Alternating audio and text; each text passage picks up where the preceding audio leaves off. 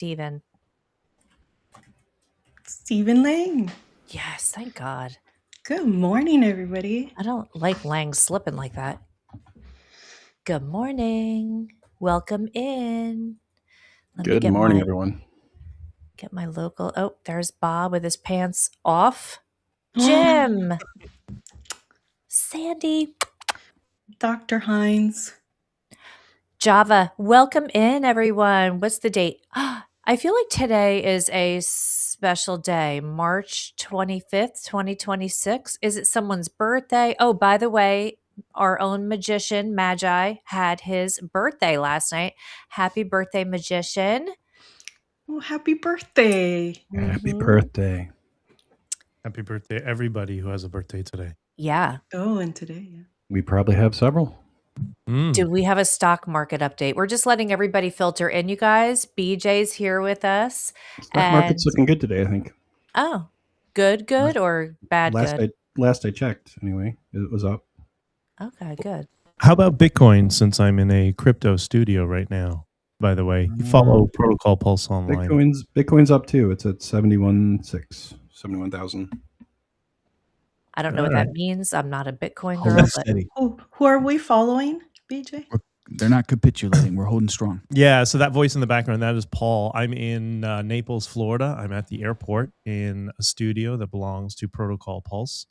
Okay. And big fans and supporters and friends of mine and big supporters of freedom. They are also, were massive fans of Scott Adams. So I thought it would be totally appropriate to, while I had the chance while I'm in Naples, to do the show here and bring some people together. We're happy you did. We're happy you did. All right. I think that gave us enough time, and we need to do something first, or we can't do anything else. All right, let's do it. Hey, everybody. Come on in here. Stream on in here for your morning streaming and your morning simultaneous sip, which is coming up. As soon as we get enough of you in here who are thirsty and ready for a bit of simultaneity, and I think we're there. All right. You know what you need to play along? Doesn't take much. All you need is a cup or a mug or a glass, a tankard, chalice or stein, a canteen, jug or flask, a vessel of any kind. Fill it with your favorite liquid. I'm partial to coffee. And join me now for the unparalleled pleasure, the dopamine hit of the day, the thing that makes everything better. The simultaneous sip. Go. Ah.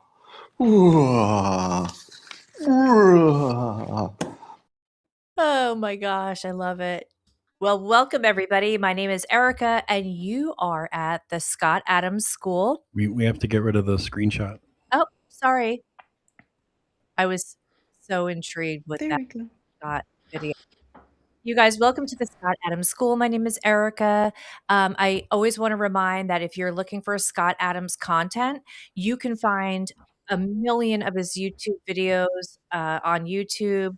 Also, his micro lessons, his waves, his amazing, like when he would just draw cartoons with us, and pre-shows and post-shows. There's so much more content on Scott's subscriber channel on Locals, and that's scottadams.locals.com. And we really hope that you'll come over there, that you'll subscribe. That's where his famous beloveds reside.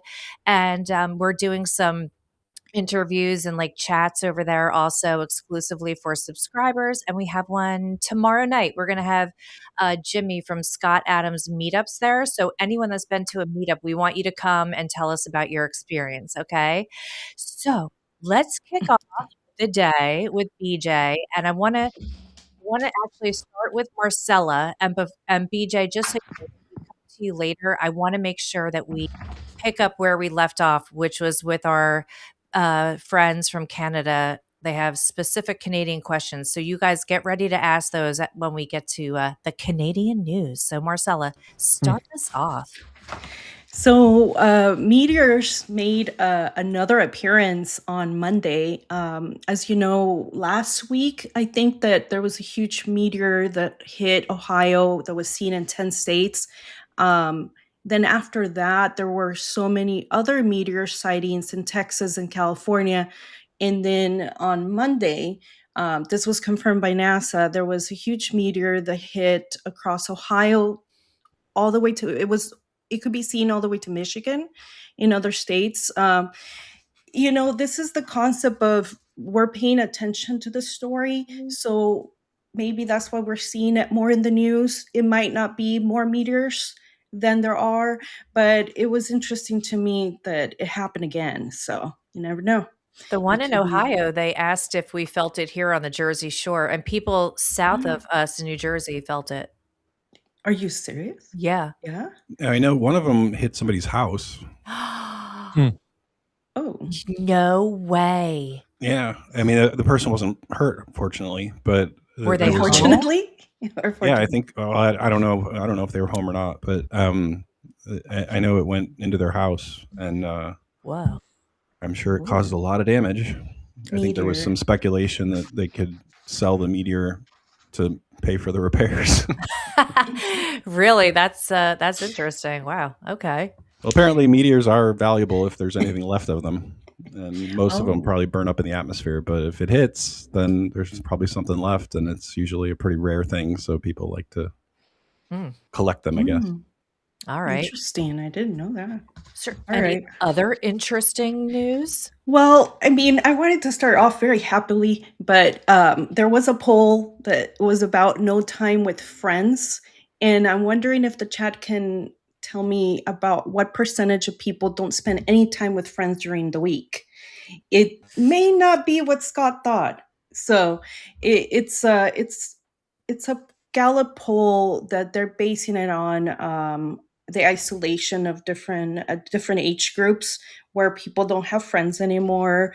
They're online, but when they did this Gallup poll, they asked when they talk about friends, they talk about you actually physically seeing them. And then let me see if 85% Lemon Minty. 25%. No, it's less than 25%, if believe it or not. So no time with friends, which is good. Only 16% of Americans spend no time with friends. The rest of them do. And 11 hours weekly on average you spent with friends from the age of 18 to 34. The 11 hours is pretty good. Well, 18 to 34. What happens when you're older? 8 hours. Yes. To 6. 8 to 6. Does this count? Are we with friends right now? No. This is regarding in-person contact. In person. Yeah. So we don't count. Call a friend, you guys. 11 hours in person with a friend sounds like a lot to me, but That's maybe I'm just weird. But that's 18 to 34. I was with my friends constantly. Well, you go to the university, you go to high school, you're with them, you know? I was thinking of going to the club. I mean, most of that time I was working, and I would just say like I was working most of the time. Like I with didn't friends. have a lot of time. You were working with things. friends. Yeah, well, that is kind of how it worked out. Is that because you're there so much, and you're with these people, they become your friends, and I'm sure that's true in most like demanding professions that are much more than 40 hours a week, because it's like all your time is there, so you kind of socialize as a natural result of that. But I didn't have a lot of time to just go out socializing. I mean, I dated my wife, and maybe that counts before I got married as a friend, but and after. But I don't. I'm pretty sure the survey doesn't count time with your spouse. But yeah, I don't know. I mean, it would seem like a lot to me, because like 11 hours a week, that's like, if you go out on the weekend, that might be what, 3, 4, 5 hours maybe, but you'd have to probably have a few during the week visits as well, I would think, to get to 11. BJ, can I offer a suggestion? Yeah, I think this is something Scott talked about, but this is kind of well known that men and women form relationships differently. And I think how men and women would respond to that question might be very different. I think this harkens back to what Scott said, all data is fake. Because if you don't know the presuppositions, you don't know how they ask the questions, you can't really make heads or tails of the data. And I think in my case, most of my friends that I have regular communication with in a week, those are people either I'm working with, I'm doing things with, we have projects with. Like, back when I used to be on the motorcycle all the time, we'd be hanging out, but we'd be out riding and doing stuff. Oh no, I gotta do an oil change on my bike or whatever. So it's kind of, we see tasks as our bonding component. Whereas women, I think it's more about the relationship structure. So I don't know. I think I do agree that we do spend a lot more time than we realize together. I don't buy into that we've decide to ostracize ourselves. I just think the nature of our relationships are a little bit more complex than are we friends going for coffee or not. I think there's more to that. I don't know. What do you think? I think even just gathering, like, going for an oil change, taking a ride on the bike. I mean, we have motorcycles. Oh, we don't use them anymore. Too crowded now. But yeah, it was like, hey, let's take a ride. And like a Yeah. couple of guys would come over, they'd go take a ride and you stop and hit 7-Eleven and get a cup of coffee and talk in the parking lot. And like, but that is maybe more how guys commune, or maybe they go play pool or Yeah. they're just, yeah, like working on an engine. I'm just thinking about what goes on in my life. But I think, I feel like the younger people today, even when they're together, they're just on their phones. So I hate that. I want everybody to like get your dopamine hit from actually talking to your friends and like entertaining each other and make your friends interested in something. I don't know. I say try to get your dopamine hits in person with real life people and hone in some life skills like that. But Yeah. I don't know. It's great to do when you can, and I probably would have loved to have more time with friends at that age of 18 to 34. But I just look at my life. I mean, obviously, when I was 18, I was still in high school, and yeah, I spent lots of time with my friends pretty much every day after school. If you didn't have homework or whatever, you'd be going out with your friends, and there was a lot of that. But then, college, you're all kind of in the same place, so that makes it really easy. You're almost constantly with friends. At least your roommates, but everybody that's around you, it's really easy. But then when you get into the workforce, it just totally changes.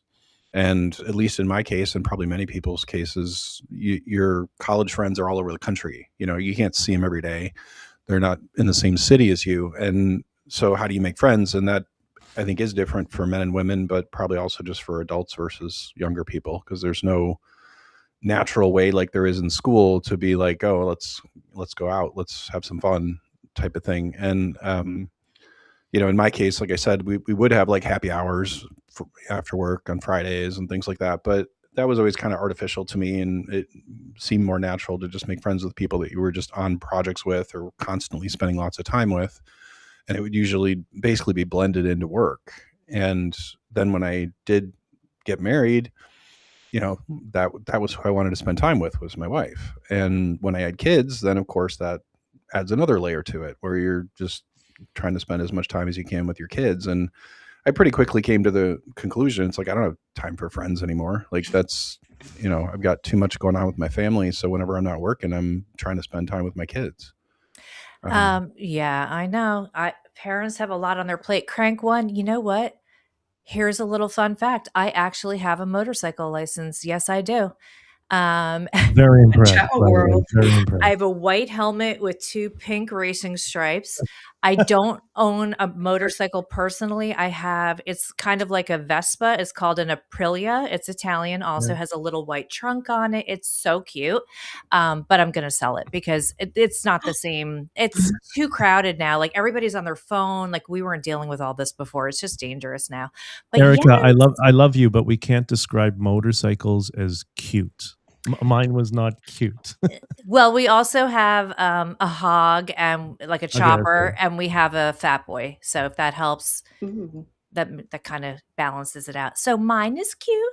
So Um, for those who are curious, because I always get asked all the time by motorcycle people, my last bike I sold a few years ago was a Honda RC 51, and few people know what that is, but it's basically a Honda Ducati V twin 1000cc, stupid fast, very dangerous bike, and boy do I miss it. aw, it's so fun. It is Yeah. so fun. We have a It might lot make of a comeback now adrenaline. that gas is so expensive. Yeah, True. exactly. Thinking about getting a golf cart. Your bike is your friend. Yes. Right. All right, Owen, take us in another direction now. Well, we've got a Canada story about the military drill in the Arctic flopping in the extreme cold. They had hundreds of troops that landed on an island in the high Arctic last month. They had wind chill temperatures of minus 80 degrees Fahrenheit, and it kept the locals in their Victoria Island hamlet indoors. There were a bunch of ice crystals they called diamond dust, and apparently it just sealed the 30-foot tall door to the airport hangar, so they couldn't open the hangar door. Oh no. So they pretty much couldn't do the drill, and it just all flopped. They couldn't really make anything happen. So, Yeah. yay, Owen- Canada Owen- military. Owen's not going to be the Minister of Tourism for Canada anytime soon. Or the Yeah, recruiter for for the Or the military. recruiter. I will say I did enjoy my time in Canada. I've been there only as a tourist, but actually I did work for a client there for a little while too. That was fun too. But In which city? that one was, I don't remember. It probably in the direction of Memorable. Toronto. I think it was in Montreal. It had such an impact on you. You can't No, remember what city it is. No, I take it back. It was in Quebec because they were speaking Quebecois, and that was the only time I was in that region. Well, I mean, I know who the client was. I just wasn't trying to get into detail. But Cool. The client. Tops. I went skiing out in more of the West region. That was a lot of fun. I've been to Toronto. That was a lot of fun. So it's a good place to visit. Yeah. I just don't think I'd want to live there. It's not the same place anymore, man. It's a little bit more like I don't know, Afghanistan, but whatever. We'll talk about that. Should we Canadianistan. let's actually just talk about it. Like here, we're talking about Canada now. I just said that so weird. Canada. Anyway, so is Montreal Galaxy here? And there's here she is. Yes. So I want to know. I feel like last time we left off, BJ, they were saying, what do you think? What's happening with? I don't know Canadian ease. Okay, so that the Canadian police are going door to door, I guess, about people what they're putting on social media. Is that what it was, Montreal? What's going on there? Like a whole, crackdown.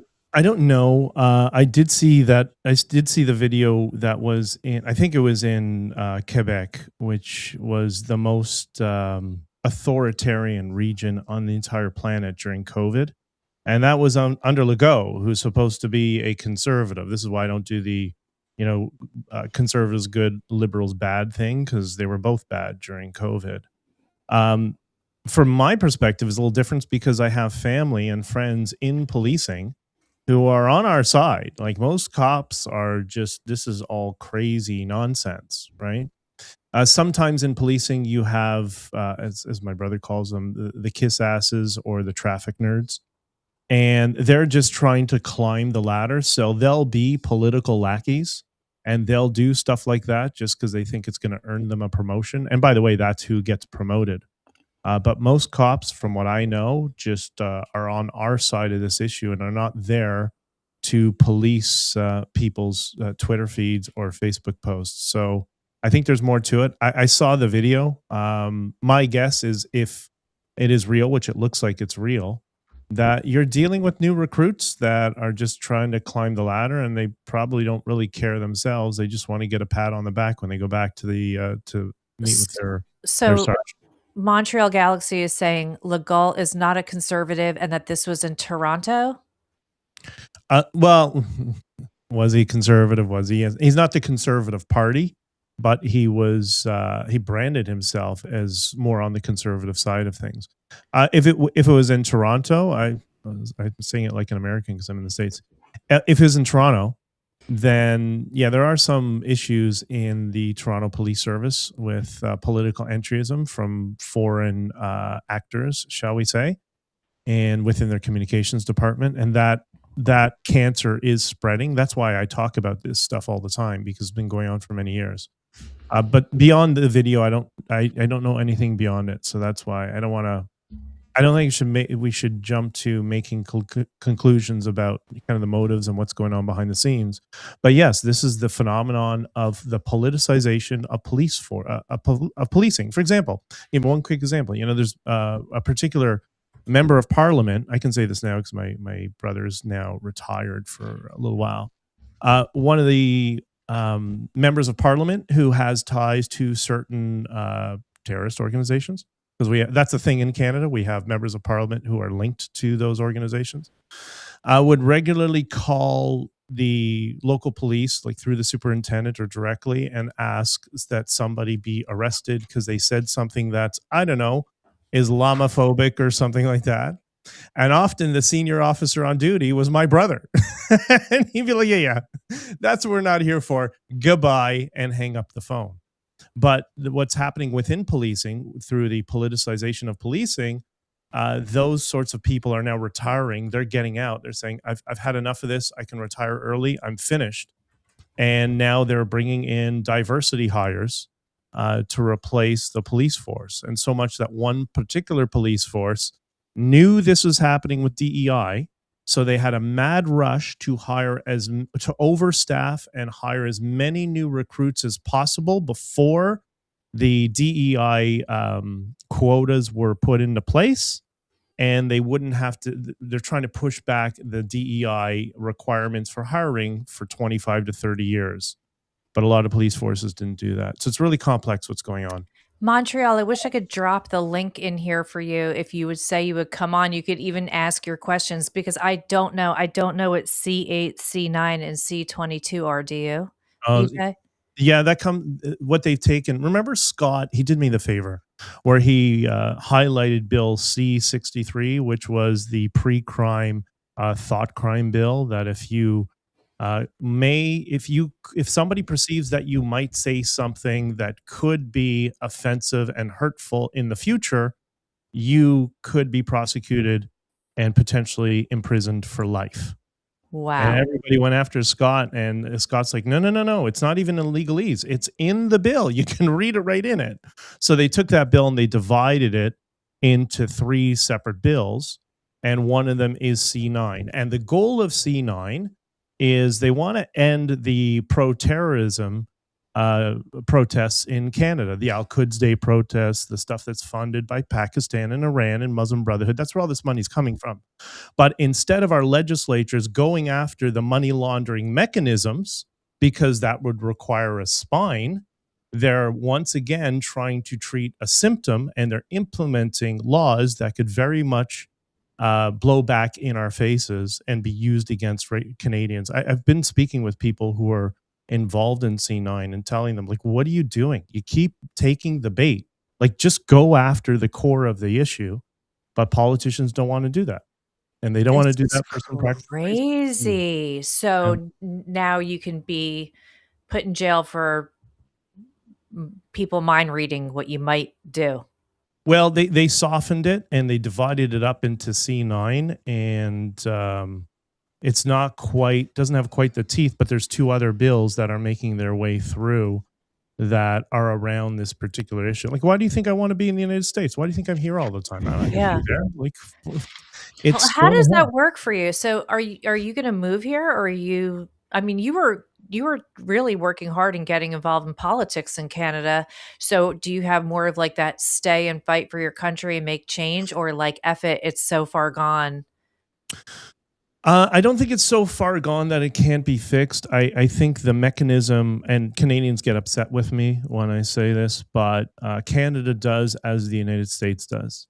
The United States controls 76% of our economy. Doesn't matter what we want, what we like. You guys are essentially going to dictate our policy over the long term. And that's why I think the fight is here. When is it going to be the 51st state then? You know what's funny? So remember... last year when Trudeau did his final few months, he went to Mar-a-Lago and he had his testicles severed by Donald Trump. That was the night that he asked Trudeau, saying, what would happen if I put a 25% tariff on your country? He said, well, that would destroy my economy. You dumbass. You don't tell him that. Well, he did.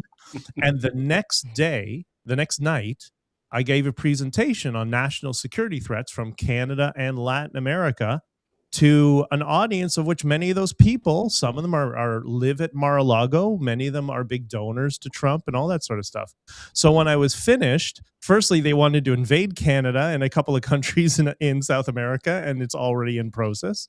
And the other thing is, I have never, and this is, I love you guys, but normally with an American, and all Canadians know this, when you say the word Canada, normally your eyes just glaze over, like you just don't have the attention span and just move on. This was the first time in my life I fielded questions for an hour about Canada. Oh, should it become the 51st state? Would Canadians like it? How would it work? Do they like us? And all that sort of stuff. And my advice to them was this: you cannot make Canada the 51st state. The last thing you want are Canadians in Toronto, Montreal, and Vancouver voting in the Electoral College. That'll be in the country. What you want is Canada to be a territory like Puerto Rico. Yes. Make it a tax haven. We can expropriate all the natural resources of the country, and we can have our own little elections. But in terms of the national state, they don't have a say, and I think that would probably be the best way to fix Canada over the long term. I fully agree. Oh, and I think we had talked about that, Marcela, that yes, like make it a territory, but if the Democrats come back in power, they'd be like, no, they should vote too, and we're going to change it. But yeah, I agree. I'm good with the territory idea. I think it's BJ, so better I had to a question not regarding C9 because it's my understanding that Canada doesn't have a First Amendment right like the US does, but they do have the charter, the Canadian Charter of Rights.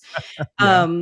I know you're laughing, but is there people that are taking the C9 law to court and saying, hey, this is against the rules of my freedom of expression? Or are people fighting these type of laws?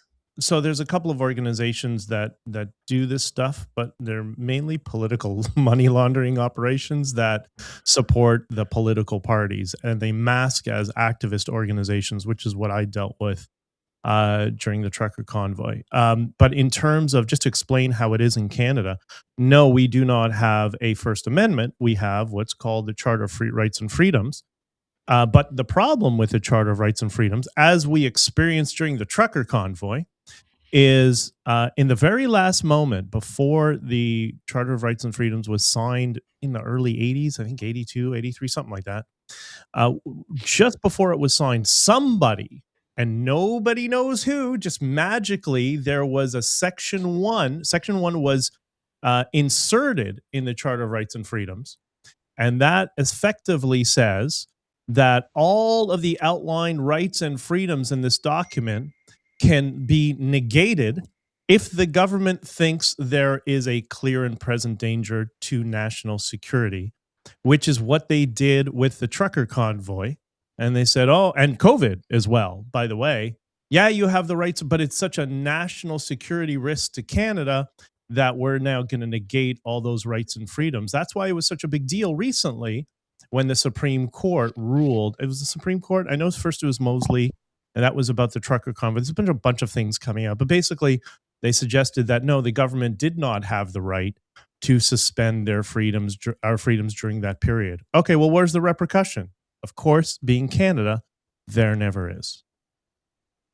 But it could serve as a precedent for these other censorship laws that you could use that specific opinion of COVID being into, I'm imagining, into any other future case, maybe. Yeah, I guess potentially, but you got to understand, it's such a small country and it is so controlled. It's really just 3 big cities. There's a couple other smaller cities that have influence, but it's basically the 3 big leftist cities that control the country. And then the conservative mechanism that's supposed to be the opposition is just about grift and making money and going to the United States. That's kind of how it works. So there's really no one there that is fighting. And when there's people like myself and others that fight, what we have the left that goes after us with lawfare. And then we have the right that goes after us by throwing knives in our backs and trying to spread rumors about us.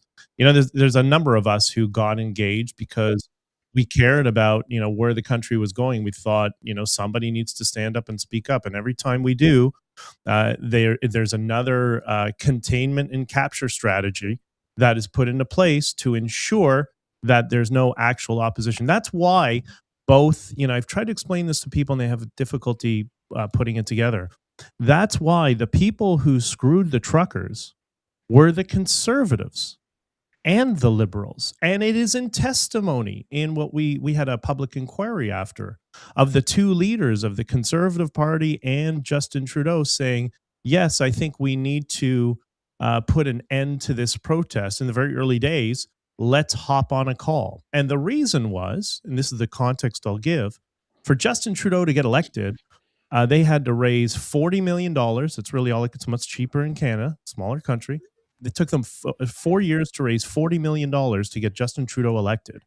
We raised cumulatively $25 million in 3 weeks. So we became the official opposition. And they were worried that we were going to form a political party and put him out of a job. So what did they do? They both conspired together to pull the rug out from underneath us. That's how Canada works. It's all containment and capture. So for those of you that don't know, can you give us some background to BJ about the Honking for Freedom and your involvement with that? Because, I mean, Scott loved it. We loved it. I mean, everybody here was like cheering you guys on. I was just like, yes, like this is the people. And then I'm sorry again, you guys, I'm blanking on her name. The woman they arrested that night, is she still in jail? No. She was working for the political establishment to subvert us. Okay. And so a bunch of truckers got involved. She's the one who called me and said, we need somebody who can help, who can do communications and all that sort of stuff. And I just happen to have a truck as well. And I said, yeah, sure, I'll get involved. And that's how kind of we started the journey of, from my perspective, was to reframe. I have an article on my Substack about it with Scott's book and my book. And it's titled the Greatest Reframe in Canadian History. That's what I tried to do, to reframe it from a protest to a celebration of freedom, to make it open for everybody. But the political establishment didn't like that. They were trying to they were trying to destroy it every day. We could talk for hours about the techniques that they used it. So my role in it was communication spokesperson. So I didn't really focus on Canadian media. I actually banned our Canadian media. So for those who don't like the CBC and the Toronto Star and Global Mail, all the major news outlets, what I did for our press conferences is I sent an email to all of them, because I have them all on a media list because I've done other political stuff before. And I said, if you want to join our press conference, please submit an application, submit a request. We have a small venue.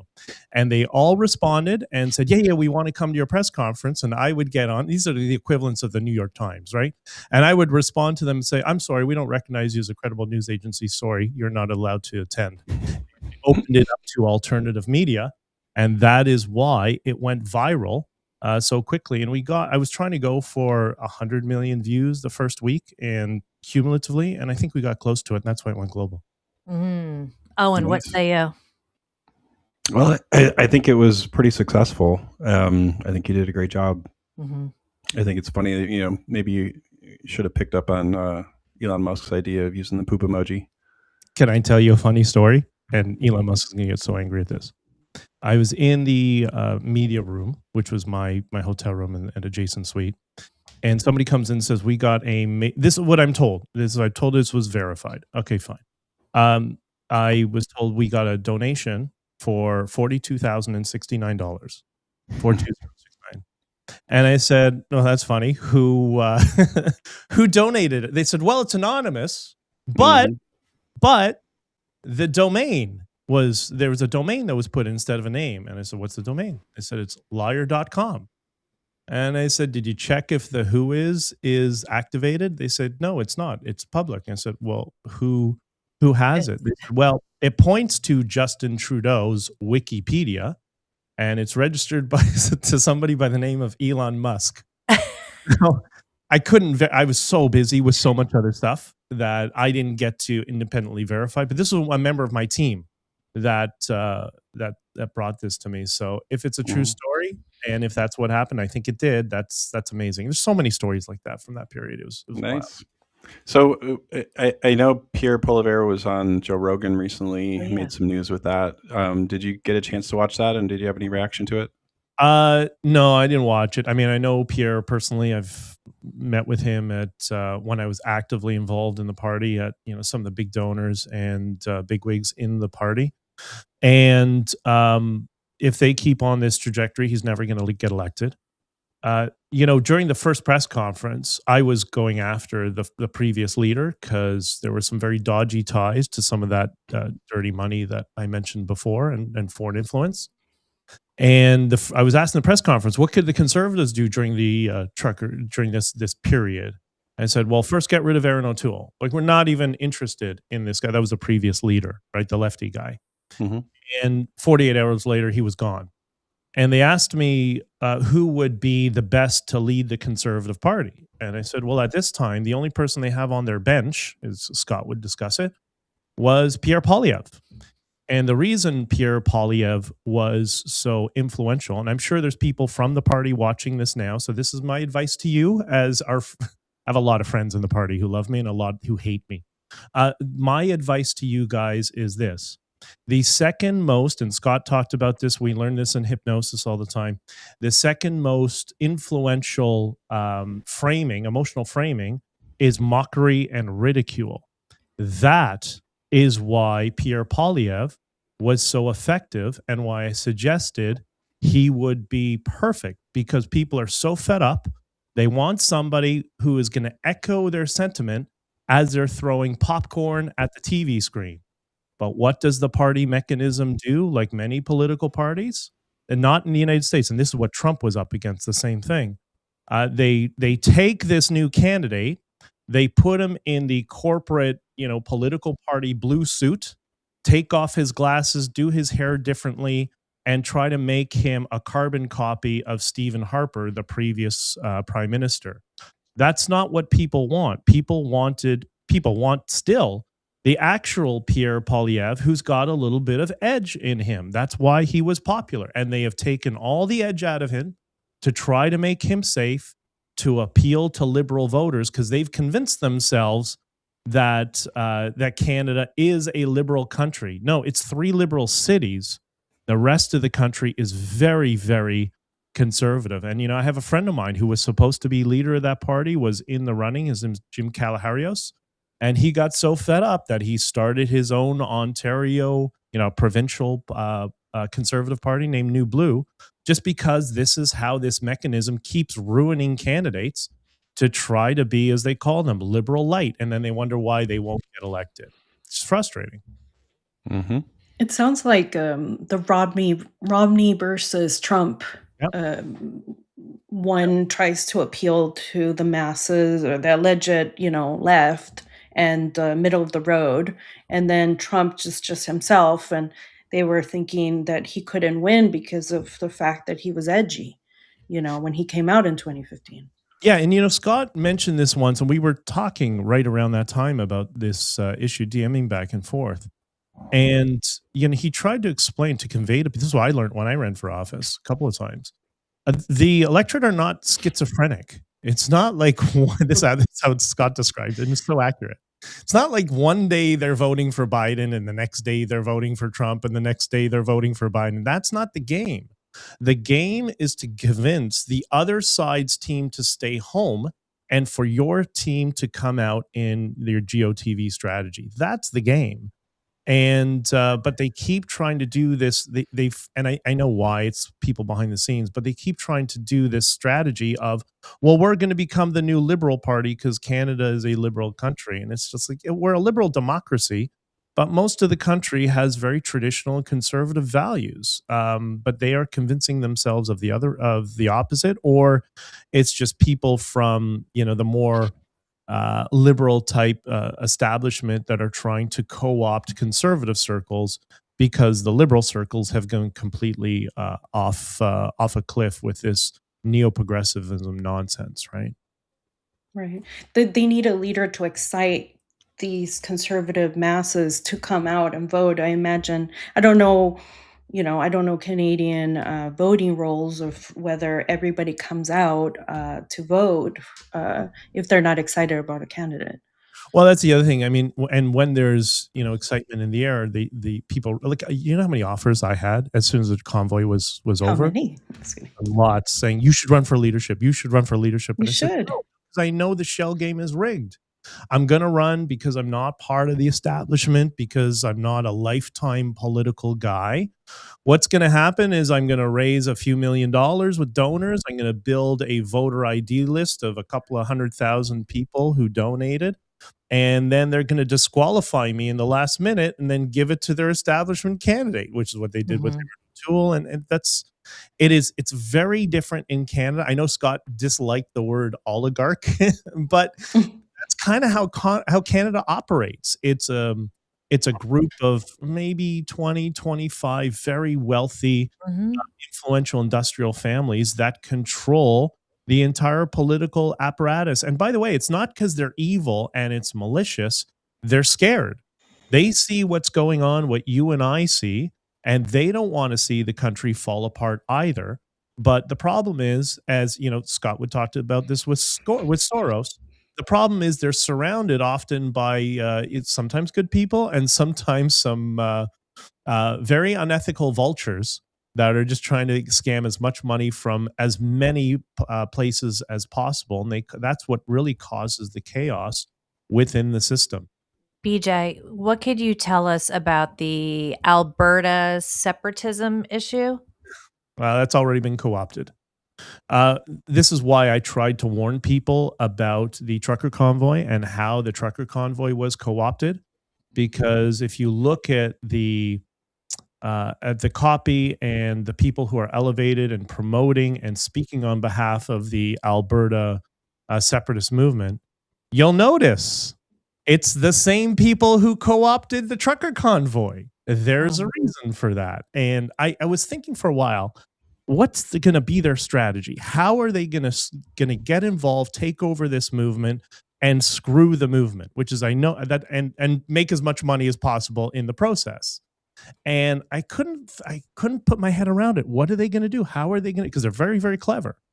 And then finally, it hit me. I saw it maybe 6 weeks ago. There was a native chief who somehow got the mic in, I think it was in Parliament, if I'm not mistaken. One of the Parliament, maybe the provincial legislature, I'm not sure, was invited. And you and I don't just get invited. You have to have context to get invited. Of course. Right?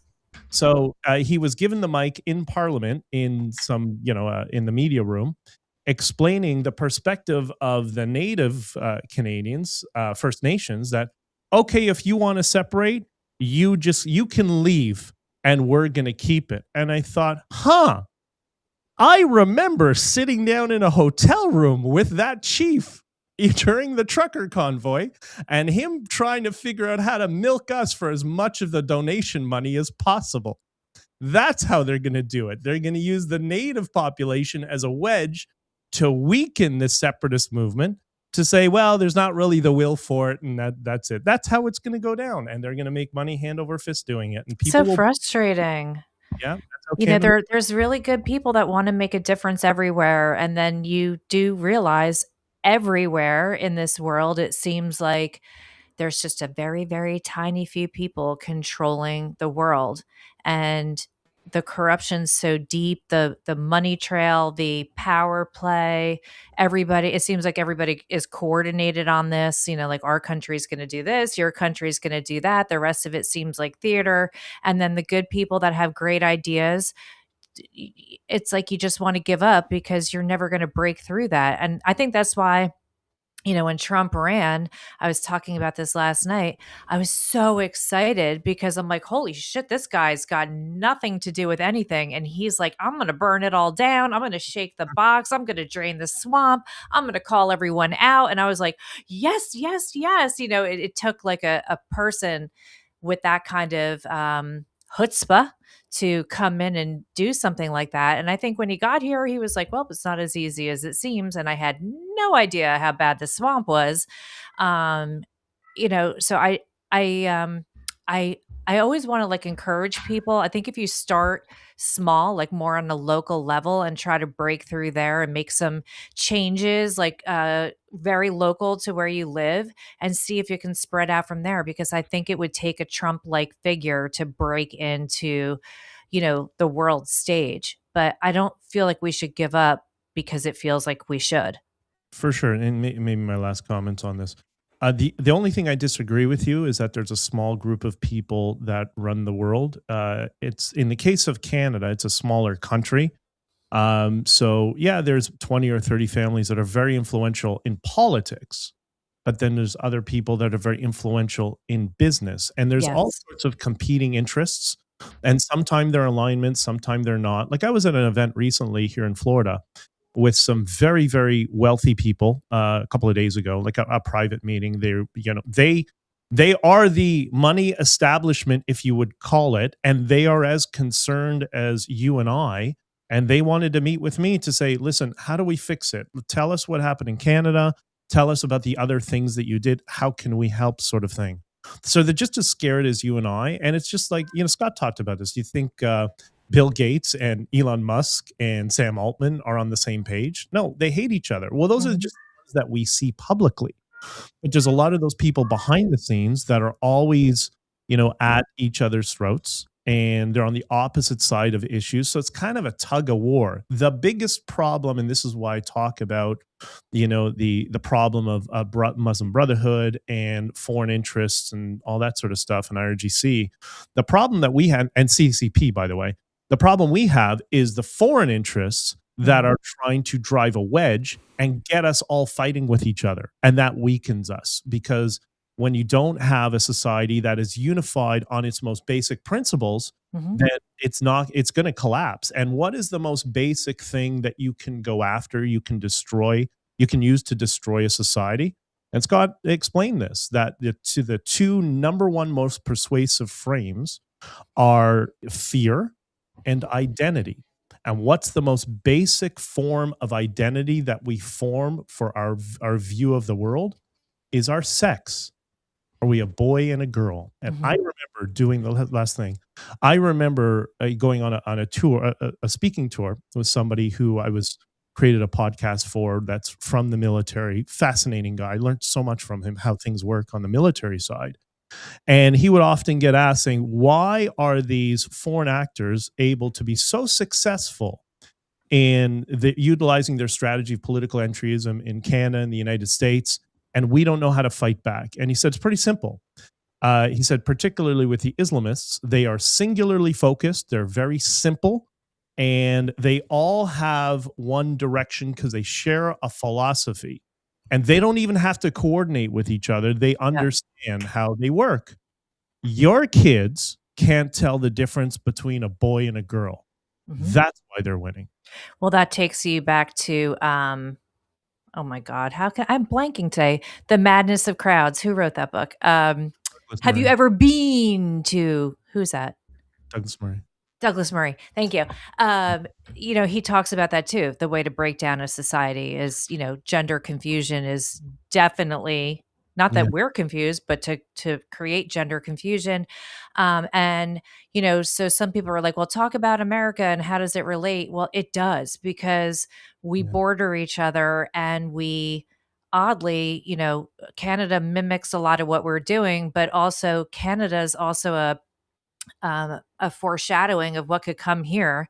And there's like a trickle effect. And if you don't think that's true, just hold on tight, because we were taught to tolerate the intolerance. And if you said anything about it, who cares what name anybody calls you? You guys, like, call me a name, call me a Nazi. I don't it means nothing. I don't care.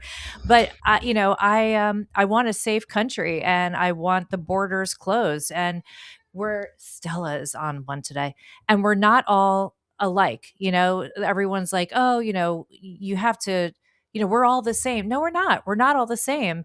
And we're really losing our identities and our countries. And so you're just like making the water so murky now that countries are just blending into one blob, and the intolerance and the the hate and the violence, I'm afraid, are going to take over, and we have to just start getting real about it. So, yes, sticks and stones, exactly. So And I just think, go ahead, Beach. I was gonna say, but I just think, the way the world's going today, it's like you could say, well, I care about America and BJ cares about Canada and you care about Italy, but we're morphing into each other. So it's a global issue. and the reason is it doesn't matter if it's Venezuela, Israel, Canada, the United States, Argentina. And this is very important, and this could be the unifying call for people to understand America is the target. These are the back doors that they go through to destroy America's allies, because America is the target. And you'll see all sorts of shell games of people trying to distract from this country and another country and whatever. The reason is you are the target. And this is when Yes. you hear all this Duganist nonsense of the multipolar world, because Russia is a completely irrelevant country that's very weak. I doubt their nukes work. It's a gas station that's all but collapsed. But they want to make themselves into relevancy by attacking America. And I can, maybe on another episode, I can explain how that's all mapped out, because I learned this from a member of parliament who is well versed in this and explains how it all works from the back end. And we're now finally, 10 years later, we're now seeing how it operates in social media. But you are the target. That's why I'm here. This is why I want to protect America. This is why America is so important to every country in the world, including Canada. We need the American society, the American project to continue and to be successful. And I personally, I don't think America is collapsing. I think America is still on its ascension. This is why people are trying to attack it. And look what Donald Trump has done. If they secure this Monroe Monroe Doctrine, remember, Canada is included in the Monroe Doctrine, but that would make us all secure for 100 years, I Yeah. think. That's the effect it'll have. It'll And be and we have to be careful too, and Owen, I wanna jump you in a second here, but we have to be careful too, so about, like, we were talking about fracturing and separating people. I can tell you every single day, you guys, besides the amazing DMs I get from you guys, love them. I'm attacked every single day on, whatever happened on the show. Like, you should say this and you shouldn't like that. And everybody attacking me, it's like they're telling me I'm doing the opposite thing of each other. And I'm like, how can these both be true? They can't be. But what I'm going to tell you is our elections do matter. And whether you're mad at Trump for this or you think Israel's doing that or whatever it is, at the end of the day, you have to vote in the Republicans, okay? You have to, because it's so much bigger than the nuance of the arguments. And yeah, I like a lot of different controversial figures. I have many different opinions, but if I have to go vote today, you better believe I'm voting for every Republican And, on the ballot. and And people are getting distracted. There yes, was a House special race in Florida just recently, and a Democrat won, and it was the place where Mar-a-Lago is. And it Yeah. was like a huge plus Trump district, and now there's a Democrat in the House for that district. yes. And I can't imagine that would have taken place if people weren't distracted. It's a little bit like the game you talked about, BJ, where if you can get the other side to stay home just by giving them other stuff to worry about, or don't even let them know that the election's happening, then you can go out and make a difference. But you got to pay attention. You got to know when these things are happening. You got to exercise your right to vote. You got to get to the polls and make sure things go the way you want them to. Even if you have to hold your nose, even if you're like, well, I don't like that issue. I mean, listen, if you're in a relationship with someone and they, suddenly you don't like the way they're chewing their food, or like now they're snoring, let's say, you don't end the relationship. You're like, oh, all right. Like, I love all of this. That thing's annoying, but like, okay, we're not getting divorced over that. So, hold your nose if you have to. Just remember, you're purposely being distracted. People are trying to divide us because I promise you it's true what BJ said. America is the target. Yeah. I mean, ISIS said our goal is to hang our flag at the White House and on the Capitol. And they all have the same goal. So, if everyone's going to, now, if anyone's going to, write to me and be like, not all Muslims are bad. I never said that. Okay. I never said that.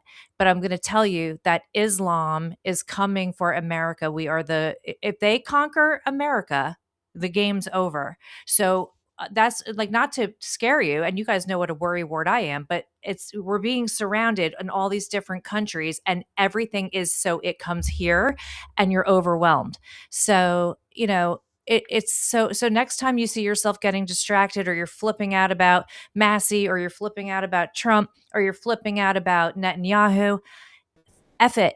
It just, at the end of the day, like, you could be mad about it now, but you've got to go vote for the Republicans, okay? Whether you love them or not, it is the only chance we have. And just a little asterisk there, Erica, and then I want to hear from Marcela's pretty voice.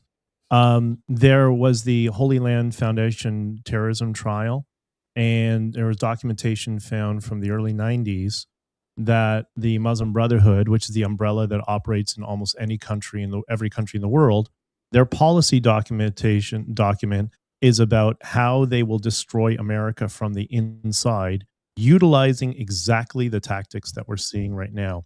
And this is why, to Marcela, we discussed this previously, that it's important to show the division between Muslims who just want to be left alone and the Islamist cause, which comes from the Muslim Brotherhood, which started in the 20s. That's what we're up against. That's who we have to go after.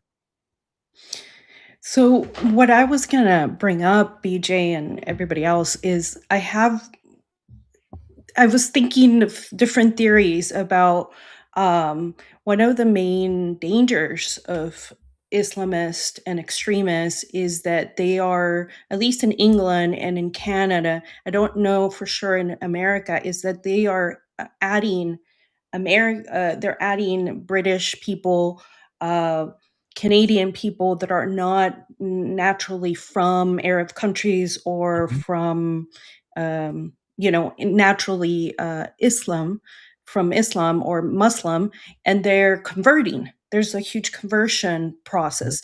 But my thoughts are that this is, and this goes back to like who's controlling everything, because it seems like it's creating a very leftist, very extreme left, where you have children being able to change genders. You have all these very ideas that are extreme, and then very anti-male, and so on and so forth. So the conversion rate into Islam is worrisome.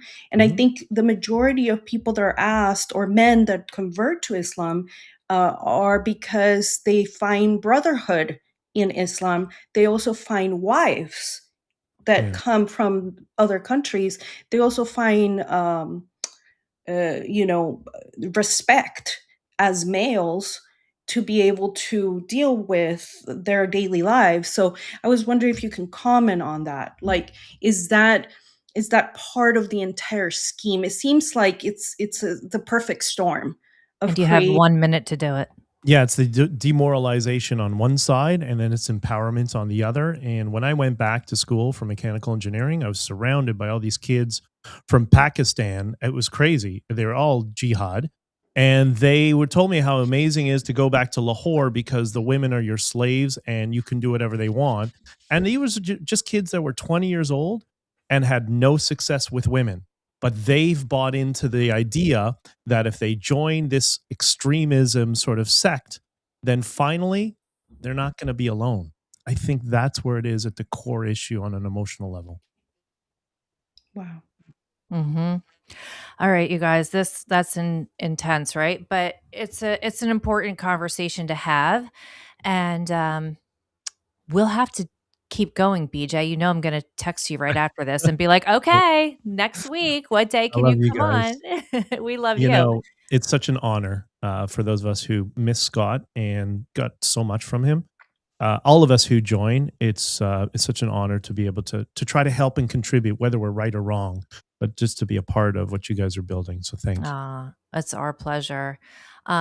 Owen and Marcela, I love you guys. And everybody that tuned in today, same. Sometimes, sometimes we, feel more passionate about things, but just know, like, there are opinions. You can do what you want.